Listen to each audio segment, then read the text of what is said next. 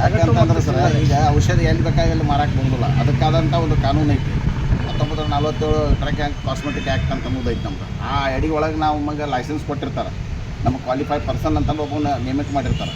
ಅದು ಮಾಡಿಕೊಂಡು ನಮಗೆ ಲೈಸೆನ್ಸ್ ಕೊಟ್ಟಿರ್ತಾರೆ.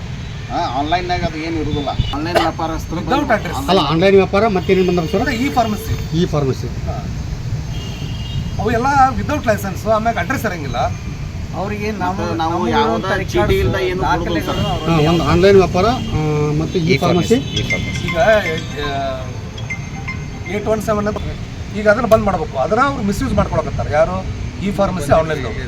ಆ ಟೈಮ್ನಾಗ ಕೋವಿಡ್ ಇರೋದ್ರಿಂದ ಸರ್ ಒಬ್ರಿಗೊಬ್ರು ಡಿಸ್ಟೆನ್ಸ್ ಮೇಂಟೈನ್ ಮಾಡೋ ಸಲುವಾಗಿ ಆನ್ಲೈನ್ನಾಗ ಅವ್ರಿಗೆ ಒಂದು ಲೆಟ್ರ್ ಕೊಟ್ಟರು. ಅದೇ ಲೆಟ್ರ್ ಕಂಟಿನ್ಯೂ ಮಾಡ್ಕೊತ ಬಂದು ಅವರು ಮಿಸ್ಯೂಸ್ ಮಾಡ್ಕೊಳತ್ತಾರೆ. ಅದು ವಿಡ್ರಾಲ್ ಮಾಡ್ಬೇಕು ಅಂತ ನಮ್ಮ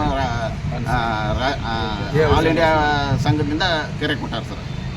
ನಾವು ಏನಾರು ಮಾರಿದ್ವಿ ಅಂದ್ರೆ ನಮ್ಮ ಮೇಲೆ ಆ್ಯಕ್ಷನ್ ತೊಗೊಳ್ತಾರೆ. ಕೋವಿಡ್ ಟೈಮಲ್ಲಿ ಮನೆ ಔಷಧ ಸಪ್ಲೈ ಅಲ್ಲ ಸರ್? ಹಾಂ ಸರ್.